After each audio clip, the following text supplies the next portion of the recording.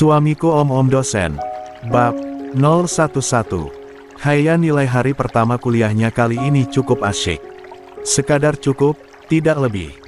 Karena sudah diawali dengan bertemu dengan dosen mengesalkan bernama Salsa. Sinis pula sepanjang pembelajaran. Jujur, itu sama sekali tak membuat Haya nyaman. Namun untuk yang selanjutnya, cukup asyik karena dirinya memiliki pengalaman dan juga pembelajaran baru. Pun juga berkesempatan untuk melihat bagaimana sip seorang Sankara Mahadewa kalau menjadi dosen. Sumpah demi apapun, Haya hanya bisa diam tak berkedip melihat suaminya untuk bicara di depan kelas. Setelah perkenalan tentang dirinya lalu mulai memperkenalkan tentang mata kuliah yang dibawanya, kemudian lanjut satu demi satu materi hingga temui akhir. Baik, sebelum kita akhiri kelas hari ini, ada yang ingin ditanyakan, ujar Dewa sembari kembali ke mejanya setelah jelaskan panjang lebar tentang materi awal pertemuan. Tidak semengerikan itu ternyata untuk menjadi mahasiswa, Haya bisa cukup enjoy dengan pembelajaran yang diterimanya di hari pertama. Tidak menakutkan seperti yang Dwipa bilang, tidak membuat pusing hingga uring-uringan. Atau emang belum aja kali ya? Kan masih semester awal. Satu orang mengangkat tangan, tanda ingin bertanya. Dewa mengangguk mempersilakan, sembari tutup spidol yang dari tadi dibawanya. Saya ingin tahu pendapat Bapak tentang minimnya orang Indonesia yang tertarik dengan sastra dan tulisan, Pak. Jujur, untuk saat ini saya sering menemukan orang yang begitu gemar membaca justru dianggap sebagai orang yang kolot dan tidak gaul, ujar mahasiswa yang tadi mengangkat tangan. Dewa mengangguk pelan.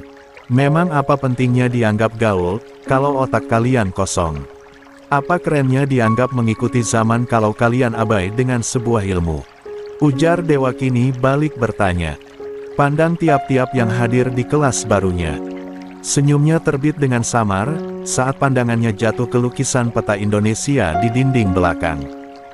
Stigma masyarakat nggak akan mempengaruhi kehidupan kalian. Dianggap keren itu bukan berarti kalian bisa segalanya. Sastra, kesusastraan, tulisan dan segala jenis ilmu itu penting adanya, jangan meremehkan, imbuh Dewa. Lalu bagaimana dengan minimnya minat baca, Pak? Kata yang lain ikut bertanya. Cara mengatasinya bagaimana? Apa mudah bosan saat baca buku adalah tanda minimnya minat baca? Dewa mengedikkan bahu. Itu bukan minat baca, itu daya baca. Kadang ada orang yang punya minat baca tinggi tapi daya baca rendah. Tidak terlalu kuat membaca tulisan yang berat, itu termasuk daya baca. Dewa kembali beranjak dari mejanya, kembali ke whiteboard membuat coret-coret abstrak antara minat baca dan daya baca. Ada orang yang sangat kuat daya bacanya, dia selalu menulis tentang kata-kata apa saja yang dia kurang tahu.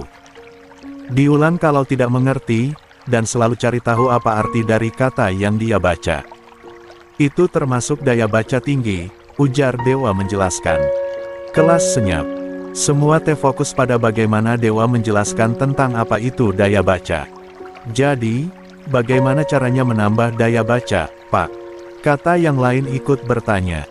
Kita coba untuk tambah sedikit demi sedikit bacaan kita. Mulai dari yang kita senangi, komik, novel, lalu coba ke genre bacaan yang lebih berat. Jangan dipaksa kalau nggak kuat. Dewa memberi kesimpulan.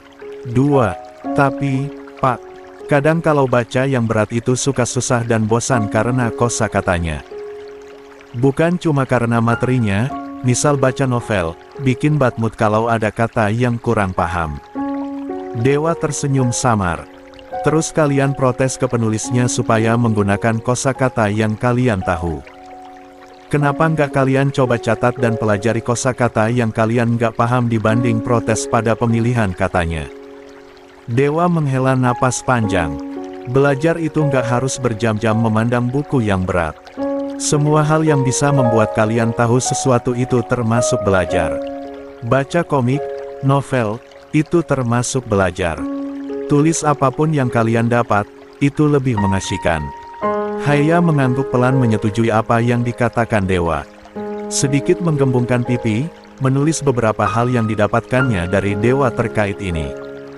Sedikit mengkritik diri sendiri karena kemarin sempat merasa kesal karena tak paham dengan buku bacaan.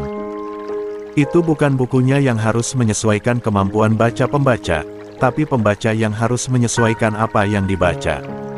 Semua tulisan itu punya pembacanya sendiri. Nggak perlu menghakimi bacaan orang lain, selama itu masih memiliki sens dan arti untuk pembacanya, nggak masalah, kata Dewa. Kalau untuk yang suka lupa dengan apa yang dibaca, bagaimana, Pak? Nggak apa-apa buat lupa apa yang kita baca. Otak kita nggak didesain untuk mengingat jutaan kata apa yang kita baca. Makanya ada istilah baca ulang, selalu baca, tulis apa yang kita dapat, dan selalu konsisten. Paham. Jawaban paham dari mahasiswa baru itu terdengar. Cukup kagum juga dengan bagaimana mahasiswa baru tahun ini yang begitu aktif dalam berikan pertanyaan. Dewa melihat jam tangannya, sudah waktunya untuk mengakhiri kelas. Kembali di dosen itu berjalan menuju mejanya. Sudah cukup untuk hari ini ya, ujar Dewa. Untuk pertanyaan yang mungkin belum terjawab, kita akan jadikan PR. Kita akan bahas di pertemuan selanjutnya. Pak, satu lagi. Dewa mengangkat wajah, tapi tangannya masih sibuk untuk mengemasi buku dan laptopnya.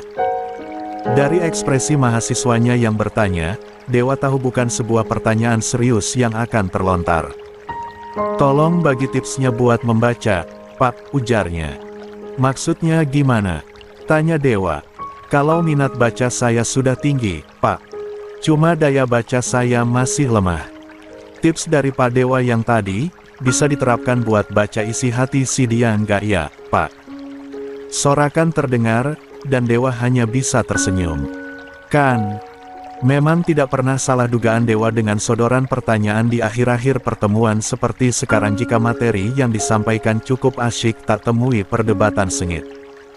Canda tawa itu pasti terjadi, dan Dewa tidak akan halangi keinginan dari mahasiswanya ini.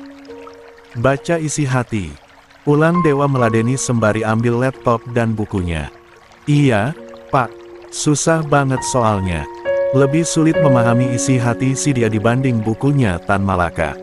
Dewa mengangguk pelan. Saya setuju. Sorakan kembali terdengar, berisik sekali kelas dari Sankara Mahadewa untuk masalah membaca isi hati itu. Ada banyak yang lontarkan persetujuan, ada pula yang entah bicara tentang protesan teman sekelas mereka yang ditanggapi dengan Dewa. Saya juga belum bisa baca isi hati si dia, kata Dewa menginterupsi kelas. 3. Hening seketika, dan yang di dekat Dewa serasa tahan napas saat si dosen itu menoleh pada Haya. Tolong nanti saya diajari, apa isi hatimu ya, sayang. Haya mengerjap pelan, sedang Dewa tersenyum manis kepadanya. Kayla yang duduk di samping Haya menutup mulutnya, tahan pekikan. Makin ramai pula kini kelas Haya. Bahkan Dewa pamit hingga keluar dari kelas juga masih terdengar bagaimana kelas Haya yang ramai. Dasar omong gila, umpat Haya. Namun itu berbanding terbalik dengan semu merah yang ada di pipi.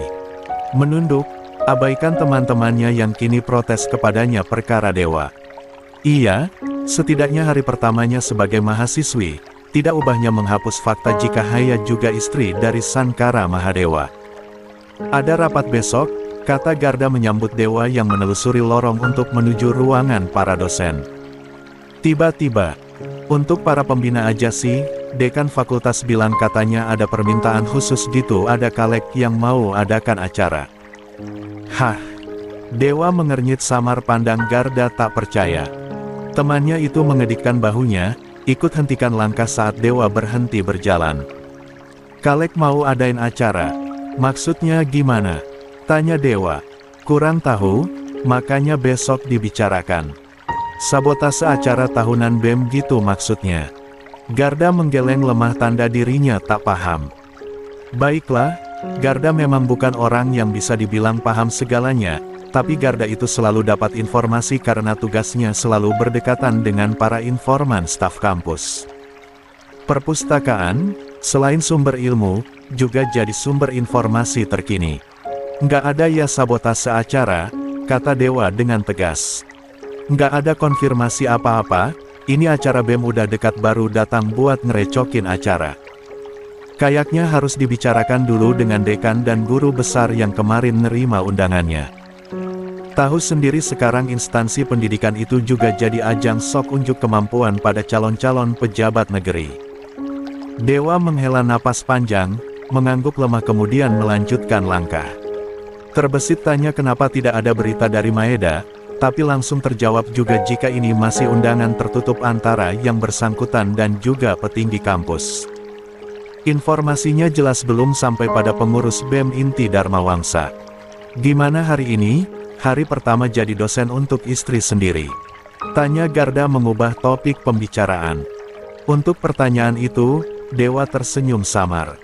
Menarik. Ada bidadari di kelas, jadi lebih semangat dari biasanya. Garda tertawa. Percakapan ringan antara dua dosen itu menemani hingga ke ruangan dosen. Minggu besok kosong nggak? Aku mau ajak istriku main, katanya dia penasaran pengen ketemu sama Haya, kata Garda. Boleh, kami selalu ada di rumah. Nanti, jangan lupakan tugas, Pak Dewa. Langkah keduanya terhenti, saat sahutan terdengar. Itu dari Salsa, yang datang dari arah berlawanan. 4. Membawa tablet dan juga 1 dokumen. Mentang-mentang istrinya juga ada di kampus, jangan harap bisa jadikan kampus tempat mesum. Salsa hentikan langkah, Dewa memandangnya dengan tak percaya. Sungguh ini yang dikatakan Salsa ini cukup mengesalkan. Apa tadi katanya? Mesum. Dewa bahkan tak pernah, tidak akan pernah melakukan hal yang demikian. Dan jangan mentang-mentang istri Anda jadi mahasiswi Anda sendiri, bakal ada keringanan nilai. Sedikit lucu ya, kayaknya memang ada yang jual beli kursi di Dharma Wangsa, kata Salsa. Dewa tak menjawab, masih malas menanggapi apa yang dikatakan Salsa kendati kesalnya cukup mendominasi. Senyuman miring Salsa terbitkan, bawa dokumen yang di tangannya, disodorkannya memaksa Garda untuk menerima. Tanpa bicara apa-apa, melenggang melangkah begitu saja melewati mereka berdua. Astaga! Gumam Garda menggeleng lemah. Dia kenapa sih? Nggak tahu. Gila kayaknya. Garda berdeci pelan, periksa dokumen yang diberikan Salsa. Itu laporan tentang penggunaan buku masuk dan keluar dari mata kuliah yang Salsa pegang. Terinci apik, dan itu membuat Garda mengangguk lemah, janji akan simpan ke laporan terbaru perpustakaan sastra. Ngomong-ngomong Haya dapat Salsa jadi dosen dia juga. Tanya Garda. Kayaknya gitu, jawab Dewa. Wah, kayaknya kamu harus bilang Haya buat hati-hati. Di luar dari status dosen, kamu tahu kalau Salsa itu lumayan nekat. Haya nggak ada masalah sama dia, buat apa Haya hati-hati sama? Haya is your wife. Dan itu membuat Dewa menghela napas panjang. Ya, dia tidak akan menyangkal. Rasa kesalnya serasa bertambah sekarang, khawatir pula jika Salsa melakukan hal yang bisa menghambat bagaimana istrinya itu kuliah. Mau bagaimanapun juga, urusan Dewa dengan Salsa itu hanya sebatas mereka yang saling kesal terkait jabatan pembina BEM. Melibatkan Haya. Oh, Dewa tidak akan biarkan. Seru banget anjir. Imajinasiku beneran hidup waktu baca ini. Kayaknya harus banget double up, Kak. Kota di masa depan, kayaknya beneran seseru itu nggak sih? Gue pengen jadi Arcangel. Ini harus siapin mental, karena bentar lagi ketemu sama si ilmuwan gila. Penulisnya keren banget. Penggambaran tokoh sama latarnya detail banget. Bisa masuk ke ceritanya. Nggak kaleng-kaleng. Haya tersenyum samar membaca komentar demi komentar yang ada di unggahan bab terbarunya. Untuk ukuran sebagai pemula, Haya bisa dibilang cukup memiliki kemajuan yang signifikan. Terima kasih pada Kayla yang selalu menjadi racun untuk para followersnya supaya membaca buku Haya. Hei! Haya menoleh, rambutnya diusap lembut oleh Dewa yang baru datang. Mereka baru selesaikan semua tugas mereka masing-masing. Oh, Haya menunggu untuk 1 jam di depan perpustakaan, dan itu tidak masalah. Selama masih ada tablet dan juga jajan yang menemani. Sudah selesai. Tanya Haya yang diangguki oleh Dewa. Haya tersenyum, menerima uluran tangan Dewa untuk beranjak dari duduknya. Pulang, tawar Dewa. 5. Mau ke restoran yang kemarin, Japanese food, boleh. Lapar, pengen jajan di sana. Harus banget di sana. Kayla bilang di sana ada diskon buat semingguan ini. Jadi gue mau ke sana buat dapat diskon. Kan sayang kalau nggak dapat diskon. Dewa tersenyum samar. Kamu beli apapun tanpa diskon juga saya bakalan beliin. Kenapa harus banget berburu diskon? Haya memutar matanya jengah. Terdengar begitu old money sekali suaminya. Oh dasar anak tunggal kaya raya. Sayangnya Haya tak suka dengan menghambur-hamburkan uang. Dirinya pecinta diskon, dan itu tak bisa diganggu-gugat. Langkah mereka menuju parkiran sebenarnya tidak butuh waktu sebanyak ini. Andai setiap 5 langkah tak muncul yang ada saja menyapa Haya. Dewa menghela napas saat kali ini adalah laki-laki dengan rambut keriting. Tas gitar dalam gendongannya. Barangkali seumuran dengan mereka. Haya. Senyum Haya melambung. Naren. Yang dipanggil Naren tersebut refleks ikut menyorot Dewa yang berada di sebelah Haya. Lemparkan senyum kikuk seraya mengangguk singkat. Ya. Setidaknya Dewa akan gunakan kartu dosennya kalau untuk yang begini, kan? Lalu mereka jalan lagi. Haya. Dewa langsung memejamkan mata. Penat. Istri saya jadi artis Dharma Wangsa apa gimana sih ini? Dumelnya dalam hati. Pak Dewa. Selamat sore, Pak. Dewa hanya tersenyum paksa. Oh, dia itu sudah malas untuk berbasa-basi. Energinya sudah terserap, dan ingin langsung pulang istirahat. Tunggu sebentar Haya yang menyapa mahasiswi tadi, kemudian melambaikan tangannya berpamitan. Haya. Oh, Haj. Dewa tak tahan, tarik pelan tangan Haya untuk dia gandeng. Tak biarkan untuk bersapa dan berbasa-basi dengan setiap orang yang memanggilnya. Apa-apaan, pamor Dewa digantikan Haya sekarang. Haya tertawa pelan. Lahan parkir kampus Dharma Wangsa masih ramai lalu lalang mahasiswa saat keduanya sampai di sana. Genggaman tangan Dewa sudah lepas sejak beberapa saat lalu. Seru. Haya tidak protes. Dirinya nikmati sensasi dipamerkan ke seisi dunia. Kenapa sih? Itu tadi gue lagi nyapa tahu, kalau dikira sombong gimana? Ujar Haya. Diam. Haya kembali tertawa. Lo cemburu ya? Sengaja dibuat-buat, dan Dewa tak menimpali. Senyuman Haya serta-merta terpulas congkak. Haya sandarkan punggungnya ke jok penumpang, sementara tangannya terlipat di depan dada. Cengirnya makin puas saat Dewa menoleh dan memandangnya dengan sedikit sebal. Tadi ada yang minta kenalan. Ya biarin. Igave mai username. 6. Kamu terkenal, Haya. Haya nyengir, pandang Dewa dengan menantang. Seolah katakan, memang cuma Dewa yang bisa tebar pesona. Gue juga bisa. Namun bukan Sankara Mahadewa namanya kalau tak bisa kalahkan Lembayung Himalaya. Stay can stare. I don't mind. Kamu tetap istri saya. Haya tersenyum miring, mencondongkan badannya, kecup lembut pipi Dewa. Iya, Pak Dewa. Haya. Dan Haya hanya tertawa. Oh, hari pertamanya kuliah. Memang mengasyikan. 7. Dewa tersenyum saat melihat istri kecilnya menggumam wah saat makanan yang mereka pesan kini sudah tersaji. Bagaimana cara menjelaskannya? Dewa tahu Lembayung Himalaya itu sudah sering berkunjung ke tempat yang fancy. Oh ayolah, Dewa paham benar istrinya itu sudah lakukan banyak tur ke berbagai luar negara. Mencoba berbagai makanan yang unik itu bukan sesuatu yang jarang. Namun Haya being Haya, istrinya itu memiliki kebiasaan untuk tunjukkan ekspresi tanpa jaim. Kalau menarik, Haya akan tunjukkan dirinya tertarik. Kalau tidak suka, Haya memang akan katakan dan tunjukkan jika dirinya tidak suka. Suka? Tanya Dewa. Haya mengangguk semangat. Biarkan Haya kini menikmati makanan yang mereka pesan. Khusus untuk kali ini, Dewa akan biarkan jajan sepuasnya dengan diskonan. Sedikit menyesali kemarin Dewa tidak menuruti keinginan Haya untuk ke restoran tersebut, karena dirinya yang masih sedikit ingin menjauh. Om gak makan, kata Haya. Mau lihat kamu makan aja, jawab Dewa sembari menopang dagu memandang istri kecilnya. Haya mengedikkan bahu, tak masalah. Dia sudah mulai terbiasa dengan Dewa yang demikian. Satu tangannya yang lain sibuk untuk menjelajahi tabletnya, sedang yang satu sibuk untuk memegang sumpit. Kalau makan, makan dulu, kata Dewa kini ambil tablet sang istri. Mau lihat itu dulu?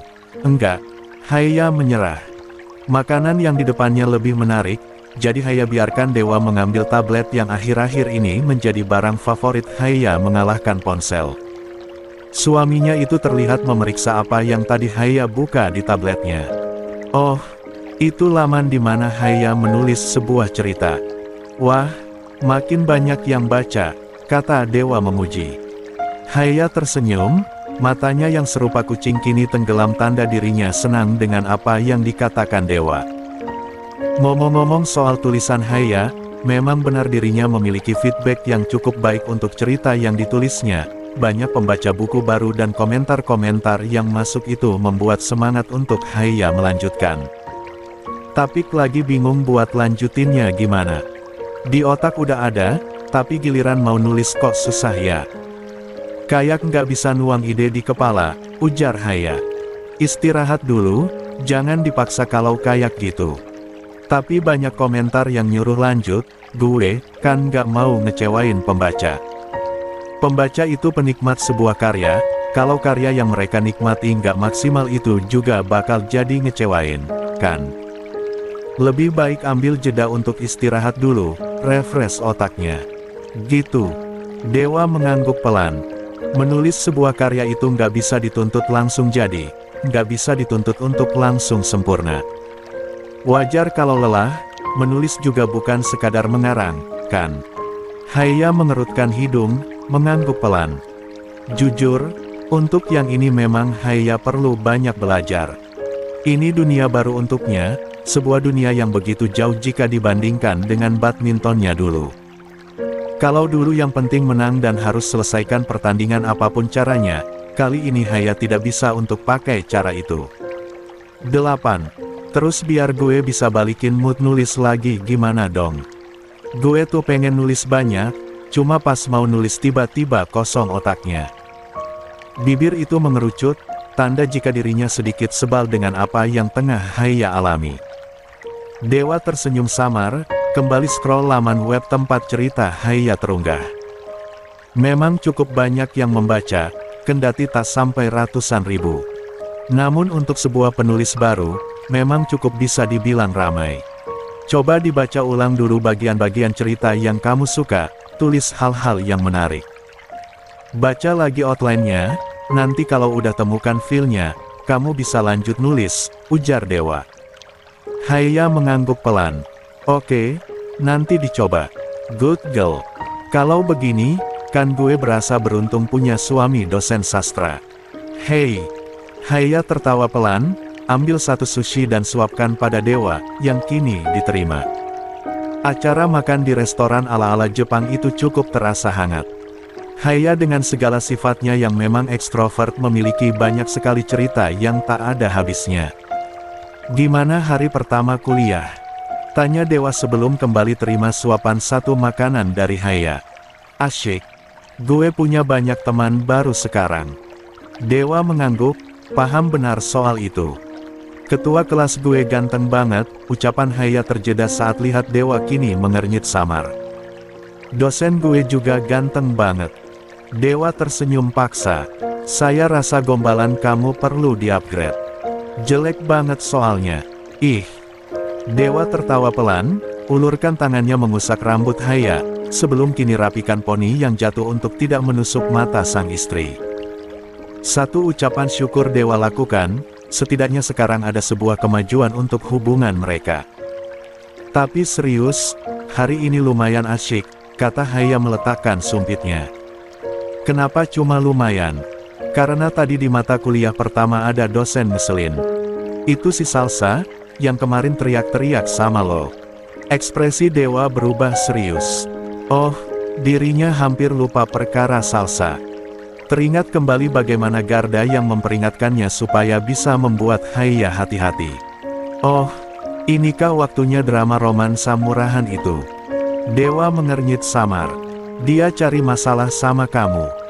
Tanya Dewa dengan serius. Istrinya itu terlihat mengedikkan bahu. Gue nggak tahu tadi itu cari masalah apa enggak. Dia bilang kalau gue masuk ke Dharma Wangsa karena gue istri lo, bukan karena kemampuan. Terus bilang kalau gue lulus karena nilai dari dia, suami gue nggak bisa nolong. Dewa menyimak dengan serius. Jujur, itu cukup mengesalkan untuk didengar. Haiya sendiri bercerita dengan ekspresi yang jauh dari ekspresi ceria seperti tadi menceritakan perihal tulisan dan kelas barunya. Gue nggak tahu masalah kalian, tapi jujur, Haiya menjeda kalimat Nia. Dia cukup nakutin. Haiya menunduk, tangannya tertaut. 9. Oh, lembayung Himalaya itu bentuk nyata dari orang yang pantang kalah. Namun kenapa kalau di hadapan dewa, rasanya Haiya bisa untuk berserah? Haiya tidak tahu, tapi dia cukup nikmati perasaan ini. Ini dunia perkuliahan yang nilainya ditentukan oleh seseorang, bukan sebuah pertandingan di lapangan yang bisa gue usahakan secara jelas poin yang gue dapat. Gue takut kalau ke belakang nanti Bu Salsa beneran gak kasih nilai baik ke gue. Bilang sama saya. Haiya mengangkat wajah. Om, ini bukan saatnya lo jadi hero. Nilai gue sendiri yang usaha. Gue nggak mau narasi Bu Salsa jadi kenyataan, dipandang masuk Dharma Wangsa karena gue istrinya Pak Dewa. Nggak profesional. Apa yang dibilang Bu Salsa itu juga bukan hal yang profesional. Saya bisa tuntut dia kalau memang nggak bisa berikan nilai yang baik hanya karena masalah personal. Haiya merinding. Suara dewa terdengar mengintimidasi sekarang, dari tatapannya syarat akan keseriusan. Yang begini Sankara Mahadewa, yang begini Haiya menyukainya. Sedang mode dosen, segala keseriusan dan keprofesionalitasnya cukup Haiya kagumi. Gue bakal berusaha dengan maksimal, tenang aja, kata Haiya kembali ambil sumpit untuk ambil sushi. Kalau ada yang cari masalah sama kamu, bilang sama saya, Haiya. Saya nggak mau kamu hadapi orang nggak tahu diri itu sendirian. Haiya tersenyum remeh. Memang dia siapa sih? Obsesi banget kayaknya pengen buat masalah sama gue, lucu banget, kayak dia mantan lo aja. Bukan mantan, tapi kakaknya mantan saya. Pergerakan tangan Haiya untuk menyuap satu potong sushi terurungkan. Ini lebih merinding dari yang tadi. Haiya menoleh pada dewa yang kini memandangnya dengan intens. Sumpitnya kembali Haiya letakkan. Untuk mantan dewa, Haiya hanya tahu satu orang, dan itu memang kemungkinan benar. Kakaknya Kiran. Bu Salsa kakaknya Mbak Kiran. Lirih Haiya memastikan. Sebuah fakta yang Haiya tidak tahu harus bagaimana menyikapinya. Sesak. Entahlah, Haiya tidak yakin ini sesak. Pun sudah paham pula untuk dirinya yang sekarang harus bisa menerima apapun fakta tentang masa lalu yang mungkin saja hadir. Sebuah kekerabatan bukan sebuah hal yang bisa Haiya salahkan untuk dewa. Iya, dia kakaknya Kiran. Haiya tersenyum canggung. Ya pantas aja dia sensi sama gue. Dia tahu kalau gue istri mantan dari adeknya. Tapi memang dia dari dulu aneh, sejak saya punya hubungan dengan Kiran. Dia orang yang gak setuju saya berhubungan dengan Kiran. Terus, dia sensi juga waktu lo putus dari Kiran. Mau dia apa sebenarnya? Mood Haiya mendadak jelek. Tidak, ini bukan pembahasan tentang dunia permantanan yang dinilai klasiknya begitu murahan dari sebuah penutur novel romansa. Haiya bisa rasakan kesalnya berbeda. Penerimaan fakta bahwa Kiran tak terlalu menyebalkan seperti Salsa saat bertemu dengannya bahkan Haiya pikirkan sekarang. Dewa menggeleng lemah. Dia juga tidak tahu, dan itu adalah pertanyaannya sejak dulu. Apa maunya si dosen sastra bernama Salsa itu? Bisa ganti dosen gak sih? Haiya kini mendengkus kesal, senderkan punggungnya ke kursi. Bibirnya mengerucut, memandang Dewa dengan sedikit memelas bak anak kecil yang baru saja mendapat kabar jika mainannya hilang. Baru pertemuan pertama, kamu nggak bisa ganti dosen, kata Dewa. 10. Sebel kalau ketemu Bu Salsa. Gimana kalau dia beneran killer? Tugas gue disabotase. Nilai gue dicurangi. Dan itu semua gara-gara gue nikah sama lo. Ih, nggak seru banget nikah sama dosen. Berbanding terbalik dengan yang tadi merasa beruntung bisa memiliki suami dosen, sekarang Haya merasa cukup merasa kurang beruntung. Dewa tersenyum, tarik pelan hidung Haya. Serius, Om. Gue nggak nyaman sama dia, ujar Haya. Kemana lembayung Himalaya yang kemarin percaya diri bakalan hadapi orang-orang yang cari masalah sama dia. Ini kasusnya beda. Gue bakal lawan kalau soal bullying, tapi untuk dosen, gue sadar diri gue siapa. Gue cuma pengen belajar di Dharma Wangsa, gue nggak mau nanti gue di sana malah menghambat lo juga. Dewa menghela napas panjang. Entah kenapa pundaknya kini sedikit terasa berat setelah Haya bicara demikian. Seolah baru saja memberikan sebuah tugas baru, yang harus Dewa selesaikan. Nggak bakalan. Kamu di Dharma Wangsa bukan karena kamu istri saya, tapi karena kamu memang pantas masuk di Dharma Wangsa.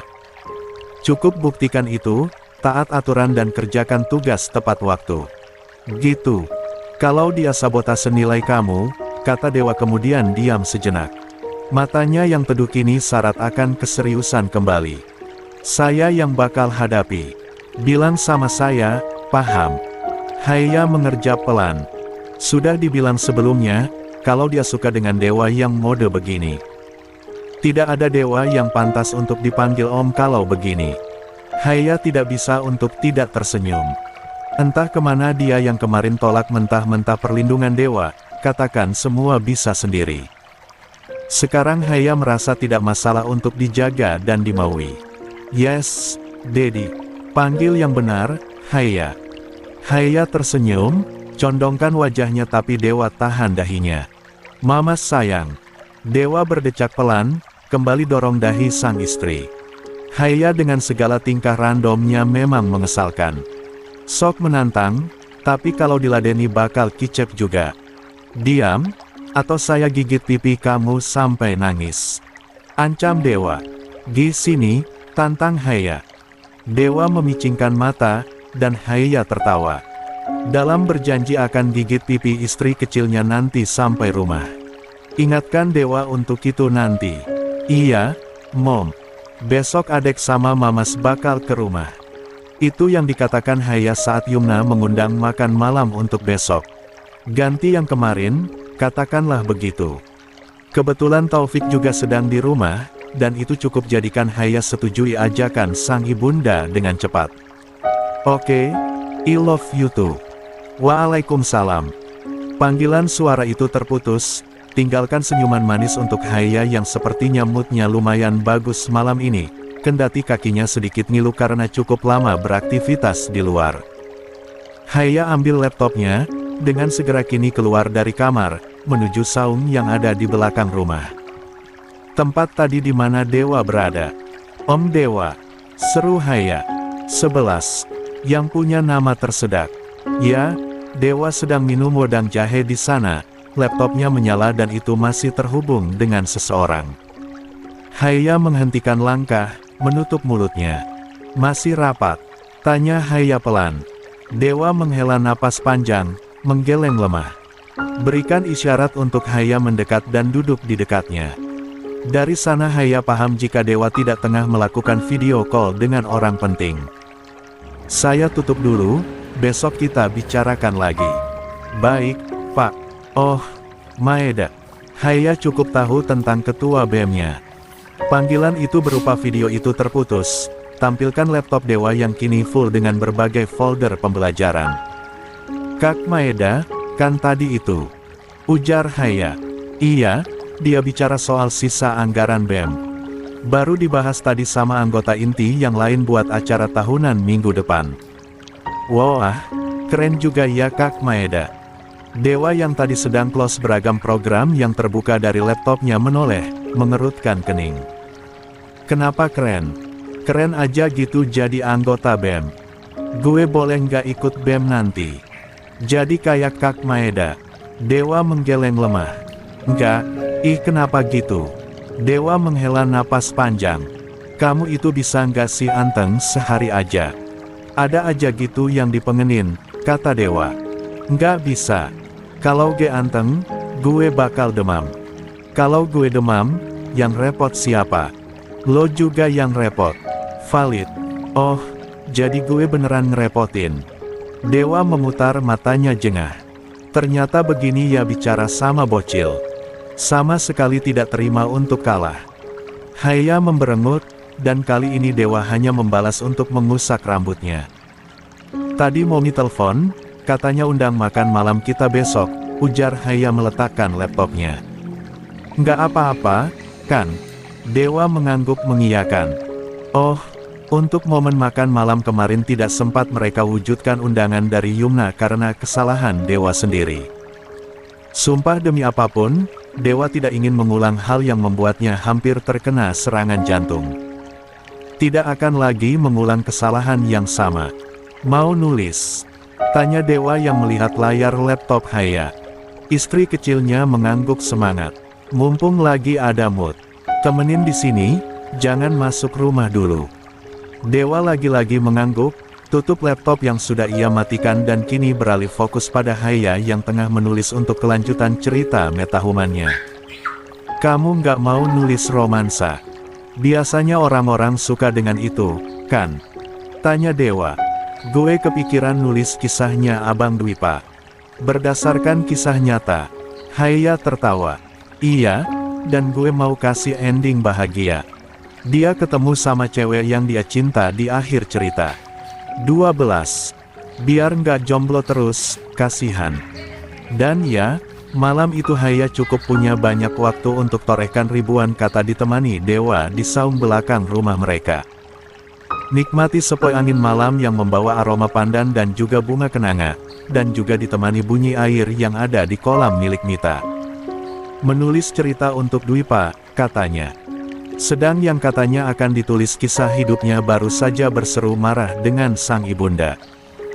Kalau Momi bawa anak teman Momi itu ke rumah besok, jangan harap Dwipa pulang, ujar Dwipa berhenti di pintu kamarnya. Klasik. Alasan dirinya marah dan layangkan ancaman adalah karena Yumna mengatakan jika makan malam besok, Yumna akan membawa anak temannya untuk dikenalkan dengan Dwipa. Mau sampai kapan kamu sendiri? Sebentar lagi kamu itu lulus. Dwipa masih mau kerja, Dwipa masih mau rintis karir dulu. Dwipa juga mau temukan jodoh Dwipa sendiri.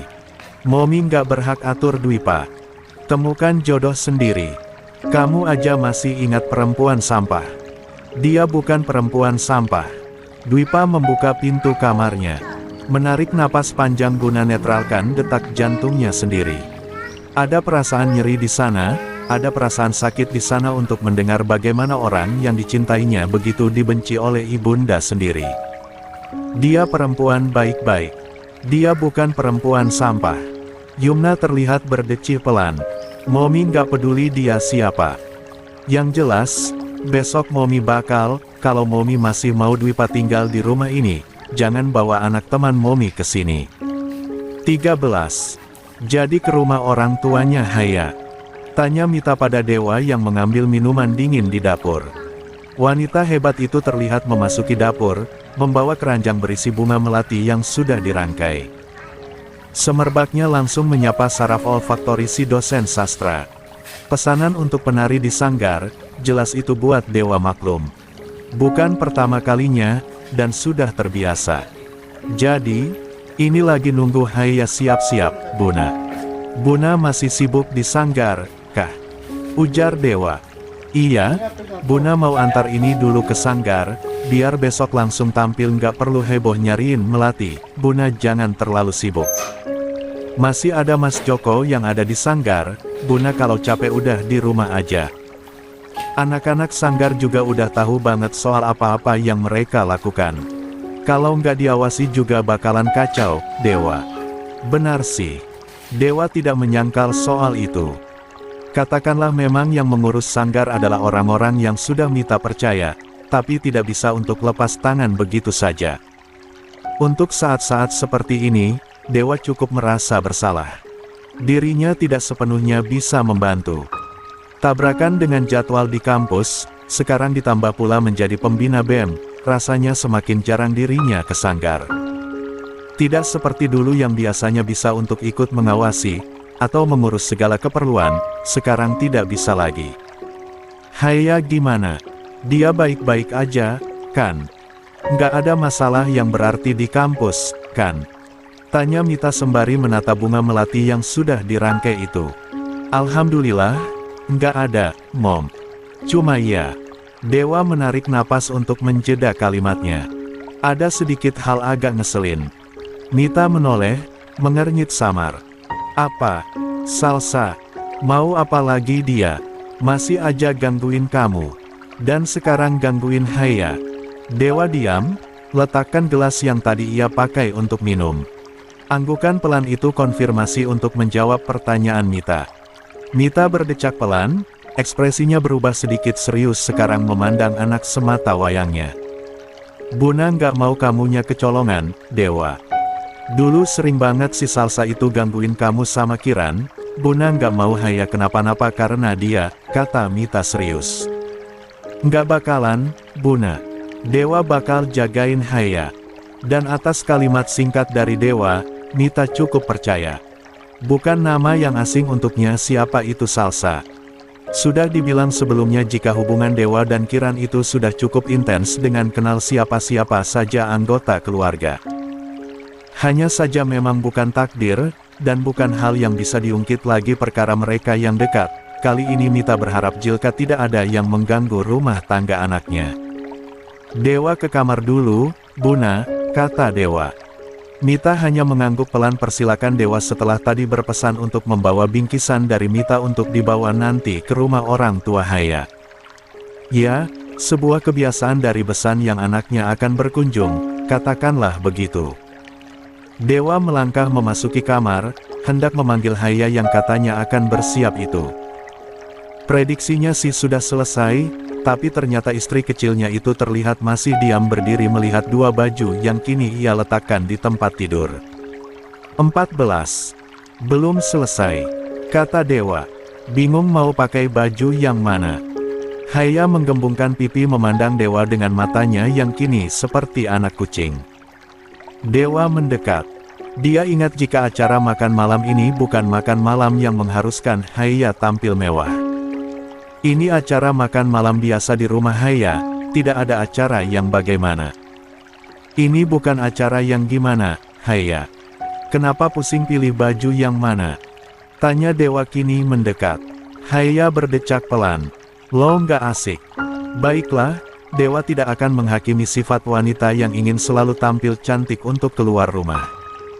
Mata istri kecilnya itu tertuju pada dress selutut warna navy, tapi sekian detik berikutnya Haya mengambil blazer yang di sampingnya. Kenapa bukan yang ini?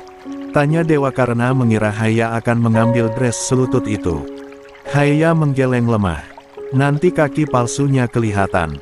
Kalau pakai blazer, gue pakai celana panjang. Memang kenapa kalau kelihatan? Lo nanti malu. Dewa menarik napas panjang. Mengambil dress yang masih di tempat tidur, berikan pada Haya dan ambil alih blazer yang Haya ambil tadi. Dari isyaratnya Haya bisa menangkap jika suaminya itu menyuruhnya untuk memakai dress cantik tersebut. Namun saat mengingat kakinya, pakai, kamu pasti tambah cantik kalau pakai ini, saya mau lihat istri saya pakai dress cantik, ujar Dewa. Tapi kaki gue, pakai, Haya. Nggak ada yang bakalan kasih komentar buruk, kalau ada yang komentar tentang kaki kamu, biar saya yang potong lidahnya. Haya tertawa. Baiklah, ucapan Dewa kini seperti tokoh utama yang baru Haya baca di Wattpad hari ini. Posesif mengerikan, tapi itu cukup mengasyikkan. Oke, gue bakal pakai yang ini, kata Haya. Dewa mengangguk pelan.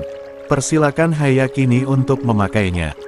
Instan, si cantik itu langsung ke kamar mandi. Jangan tanyakan kenapa harus ke kamar mandi, karena Yahaya masih belum bisa berganti pakaian di kamar kalau ada Dewa. Dewa, oh, si dosen itu sudah terbiasa. Maka dengan menunggu istri kecilnya yang sibuk berganti pakaian itu, Dewa memainkan ponselnya setelah kembalikan blazer warna senada dengan dress yang Haya pilih ke lemari sang istri. Om, Dewa menoleh, Haya kembali, tapi wajahnya sedikit tertekuk. Padahal dress yang dikenakannya memang cantik melekat di badan. Selutut, tampakkan kaki jenjangnya. Memang sangat cantik. Cantik, puji Dewa mengerjap pelan. Haya mengerutkan hidungnya, berjalan sedikit terlatih mendekat pada Dewa. Bantuin, resletingnya, kata Haya. Kenapa? Tanganmu nggak sampai. Haya berdecak pelan. Iya, pendek banget. 15. Dewa tertawa, mendekat pada Haya yang kini berbalik badan, singkirkan rambutnya di punggung supaya Dewa bisa membantunya mengatasi resleting yang tak bisa Haya gapai setengahnya. Beneran nggak bisa? Tanya Dewa. Nggak bisa, nggak sampai tangan gue, jawab Haya sembari berusaha meraih resletingnya tapi tak bisa. Dewa kembali tertawa, memang benar tidak bisa. Kembali hidupkan pikirannya. Haya memang anak kecil dalam artian yang sesungguhnya. Baiklah, Dewa tidak akan kembali menggoda tentang pendek. Dewa mendekat, mengerjap pelan, singkirkan tangan Haya dengan pelan ambil alih kuncian resleting itu. Macet apa? Tanya Haya karena Dewa tak langsung selesai. Kayaknya, jawab Dewa. Tidak, tidak macet. Dewa sengaja. Si dosen itu tersenyum miring, bukannya membantu Haya untuk menutup resletingnya dengan sengaja kini Dewa menariknya untuk turun membukanya. Om, panggil Mamas dulu, kata Dewa. Enggak ih. Dewa kian turunkan resleting gaun Haya, senyuman miringnya masih setia di bibirnya. Buat Haya kini kesal pula. Mamas, ayolah, kata Haya balik badan, memandang Dewa dengan memelas. Ayo, mau apa, Dek? Haya cubit pinggang Dewa, dan itu membuat Dewa mengaduh, meringis kesakitan. Haya mengerling tajam, mengancam dan itu buat Dewa kini meminta ampun. Cukup acara menggoda Haya perihal resleting. Kucing kecil itu bisa mengerikan juga kalau sedang marah. Beneran, kata Haya kembali balik badan. Dewa menghela napas panjang, kembali benarkan resleting Haya. Mamas juga beneran, kata Dewa kini berbisik. Satu kecupan Dewa curi di leher Haya yang terpampang polos, buat Haya kini merinding, berbalik badan seketika untuk menghadap Dewa. Panggil Mamas sekarang, ujar Dewa mengulang. Setidaknya dibiasakan mulai saat di depan orang tua. Kita. Haya menarik napas panjang. Itu tidak akan Haya sangkal, tidak mungkin juga memanggil Dewa dengan sebutan Om kalau di depan orang lain. Anggukan Haya berikan, dan itu membuat Dewa berikan senyuman kemenangan. Tangan si tampan itu mengusap pinggang Haya, bawa yang lebih mudah untuk lebih dekat. Pelan-pelan ya. Trust me, kata Dewa. Iya. Good girl. Jemarinya temukan jalan untuk usak surai hitam Haya, satu kebiasaan yang Haya hafal selalu dilakukan spontan, pun efeknya fatal untuk jantungnya untuk sekali usakan. Hanya saja Haya tidak akan biarkan Dewa tahu. Tidak akan. Oke, gue mau Mamas. Haya kembali berseru saat Dewa kembali turunkan resleting dressnya. Jangan di. Bibirnya dibungkam. Satu gerakan cukup buat Haya kini diam, pinggangnya ditahan untuk tetap di sana. Punggungnya kini bisa rasakan telapak tangan Dewa tanpa halangan kain, usapannya di sana hangat terasa, tawarkan sentosa dan Haya serta merta terima. Ya, ingatkan mereka untuk ke rumah orang tua Haya setengah jam lagi. Sankara Mahadewa itu bukan tipe suami yang melarang sang istri untuk ke rumah orang tua. Tidak masalah jika Haya pergi ke rumah Yumna dan Taufik, pun juga tidak masalah dirinya mengantarkan Haya ke sana. Yang jadi masalah adalah satu. Si Cimol. Rasanya bergidik ngeri untuk bertemu lagi dengan buntelan bulu bernyawa yang mengeong itu. Haya terlihat senang untuk menggendong Cimol, melepas rindu, katanya. Haya, bawa Cimol ke kamar, kata Yumna yang datang membawa senampan cemilan. Ih, nanti dulu, kata Haya. Kasihan suami kamu pucat gitu lihat cimol. Haya melirik Dewa yang duduk di sofa seberang. Haya nyengir. Baiklah, dia tidak akan lupa bagaimana Dewa yang sakit hingga tak masuk ke kampus karena alergi yang dideritanya kumat karena cimol. Mamas mau coba gendong cimol. Celetuk Haya menawari. Haya, tegur Taufik. Kali ini berhasil membuat Haya tertawa pelan, meminta maaf. Haya gendong kucing hitam berbulu panjang itu ke kamar khusus cimol. Dewa menghela napas lega. Ya, setidaknya dia tidak akan takut untuk bernapas sekarang. Dia memang tengil, kata Dwipa sembari mainkan ponselnya. Jewer aja kalau jahil, sahut Taufik. Dewa tersenyum samar. Terdengar dari celetukan-celetukan Dwipa dan Taufik yang begitu kompak, agaknya mereka adalah orang yang selalu jadi korban jahilnya Haya saat di rumah. Bagaimana di kampus, Dewa? Apa Haya ada masalah? Tanya Taufik. As-agut Fater, katakanlah begitu. Taufik dulu dengan mudah mengetahui bagaimana keseharian Haya, karena lingkup badminton adalah hal yang juga menjadi fokus Taufik selama ini. Ketua Federasi, jelas berkutatnya di bidang yang beliau pimpin. Alhamdulillah baik, Dat. Haya baik-baik aja di kampus, dia banyak yang kenal juga sejak PKKMB, jadi ya temannya banyak, jawab Dewa apa adanya. Nggak ada yang aneh-aneh, kan? Yang buat Haya nggak nyaman karena kakinya, Yumna menghentikan ucapannya, tapi tatapannya yang khawatir khas seorang ibu bisa Dewa rasakan. Nggak ada, Mom. Kalau ada yang gangguin adek, biar Dwipa patahin tangannya, kata Dwipa menyahuti dengan santai meski atensinya masih di ponsel yang di tangannya. Untuk sejauh ini memang tidak ada. Dewa juga masih bisa memantau dengan baik, dibantu dengan Dwipa yang masih sesekali ke kampus, sering sekali berinteraksi dengan Haya. Tidak ada yang berani untuk mencari gara-gara dengan adiknya Lembayung Dwipantara si mantan ketua BEM yang galaknya bukan main. Mom, ayo makan. Haya lapar. 17. Seruan itu terdengar dari Haya yang baru kembali setelah mengantar cimol ke kamar. Yumna melihat jam tangannya, melirik Dwipa yang masih sibuk main game di sofa. Sebentar, Big Sina masih belum selesai, kata Yumna. Haya menggembungkan pipi, beralih mendekat pada sang kakak, mendusal di pundak Dwipa. Main apa sih? Adeknya dicuekin. Lo nggak kangen sama gue apa, Bang? Tanya Haya. Dwipa berdecak pelan, dorong dahi sang adik. Diem, bocil. Nanti kalah. Kalah. Dwipa menemberengut.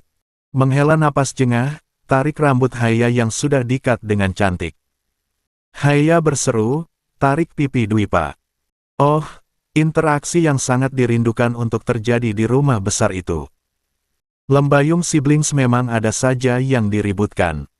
Haya jika sudah bersama dengan Dwipa, menjelma lagi sebagai adik kecil yang jahil. Dwipa yang juga emosian itu tak ingin kalah. Malam itu, ruang tengah kediaman Lembayung cukup terasa hangat.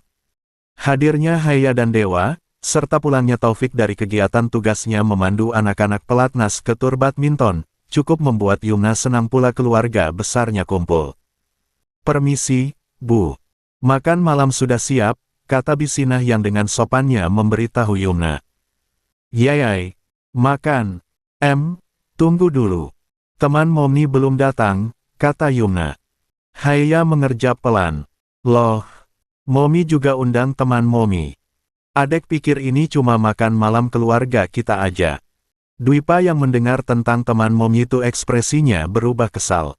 Dwipa tahu kalau Yumna memang selalu kedepankan ego, tidak mungkin dengan ancaman Dwipa yang kemarin bisa jadikan Yumna berhenti. Yumna itu sosok ibu yang memang pengekang, tapi dibungkus dengan apik seolah berikan kasih sayang. Ada satu teman Momi yang mau datang sama anaknya, dia. Dwipa pergi. Dwipa menyahuti dengan kesal. Yang tadinya sudah good mood karena skripsinya sudah ada kemajuan, dan Haya serta Taufik datang ke rumah untuk makan malam bersama, kini hancur seketika saat Yumna mengatakan jika temannya akan datang. Abang mau kemana? Haya tahan tangan Dwipa yang hendak beranjak dari tempatnya itu.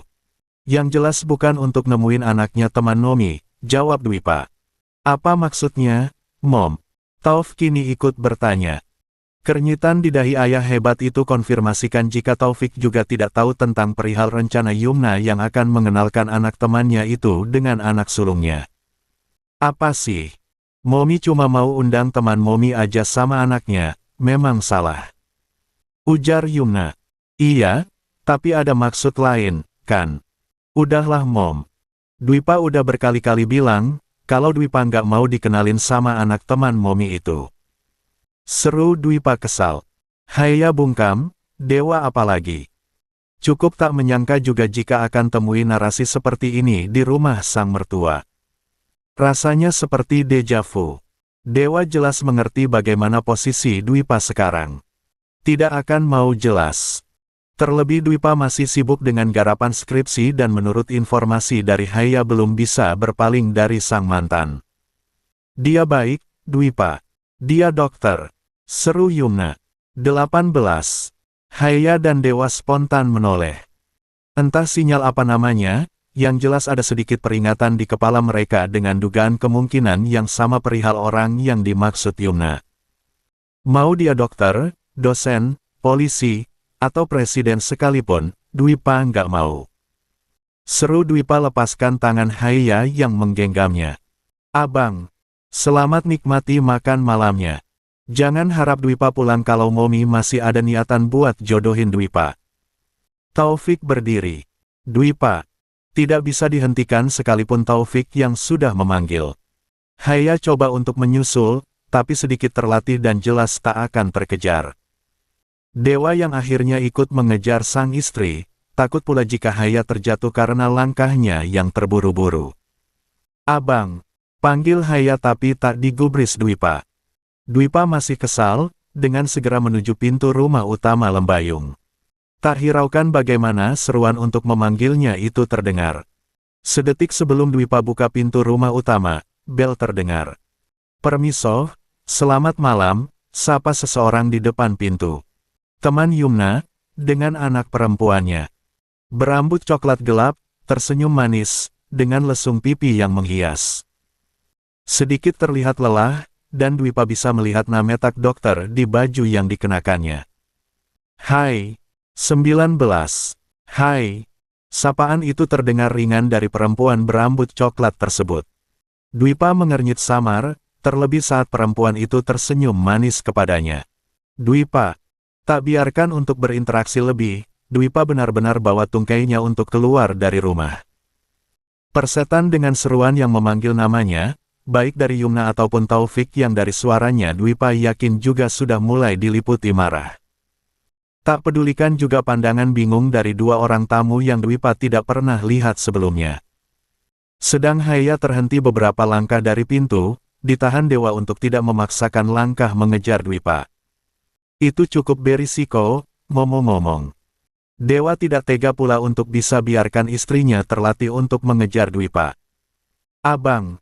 Haya, Dewa menginterupsi, menggeleng lemah berikan isyarat Haya untuk tak lagi mengejar. Keadaannya tak kondusif, ada dua tamu dan sepertinya tak mungkin keluarga Lembayung suguhkan pertengkaran keluarga. Yumna yang terlihat tersenyum kini menyambut dua orang yang diundangnya itu. Momi, panggil Haya yang tak digubris oleh Yumna. Yumna berjalan mendekat pada dua tamunya. Mbak Yumna, itu Dwipa kenapa? Kok malah pergi? Tanya teman Yumna Gita namanya. Ah, dia ada urusan, jawab Yumna sembari mendekat pada Laras, si perempuan yang tadi menyapa Dwipa dengan riangnya. Larasati Masayu, dokter magang di sebuah rumah sakit dekat pusat kota. Laras gimana kerjaannya? Sibuk banget ya? Tanya Yumna. Baik, Tante. Ini baru beres dan langsung ikut Mama ke sini, jawab Laras. Haya mengernyit samar, tak suka dengan sikap Yumna yang kini terlihat baik-baik saja meski Dwipa yang terang-terangan pergi dari rumah. Katakanlah tak masuk akal, saat ibu sendiri lebih memedulikan tamu dibanding panik anak sendiri yang tak tampakkan diri. Acara makan malam yang Haya pikir cukup untuk jadi jamuan seru-seruan antara keluarga kecilnya dan juga dewa, kini mulai tak Haya minati. Ayo, kita langsung ke ruang makan.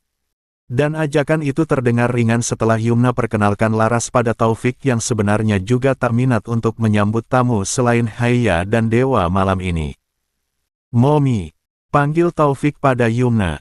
Berikan isyarat untuk bicara, dan itu cukup jadikan dua tamu yang lain terlihat sedikit bingung pula ada apa. Namun bukan Yumna namanya jika tidak bisa untuk bersikap baik di tengah keadaan yang tidak menguntungkan untuk dirinya itu. Masih dengan senyuman manisnya, ibu dari Lembayung Siblings kemudian memanggil Bisina untuk mengantar Laras serta Gita untuk ke ruang menakan. Sedang setelah kedua tamu yang hanya diundang oleh Yumna itu masuk ke ruangan, Taufik langsung menarik tangan sang istri. 20. Apa-apaan ini? Katanya setengah berseru. Momi undang orang di makan malam keluarga kita. Kenapa Dwipa pergi? Kenapa Momi malah nggak peduli sama Dwipa? Dat, Momi mau undang siapa juga terserah. Ini makan malam bersama, wajar dong kalau Momi undang teman Momi. Lagian mereka bakal jadi keluarga kita kok, sangkal Yumna dengan entengnya bicara demikian. Haya mengerutkan kening. Rasa laparnya hilang sudah kini. Awalnya sangat bersemangat untuk makan bersama, ingin kembali rasakan masakan dari Bisina yang biasanya akan sajikan sup jagung kesukaannya. Namun melihat sikap Yumna yang demikian membuat Haya tak suka pula. Maksudnya apa jadi keluarga? Sahut Haya. Jangan bilang Momi mau jodohkan abang sama cewek tadi. Hanya berkenalan, kalau memang nggak cocok ya udah. Apa salahnya dicoba?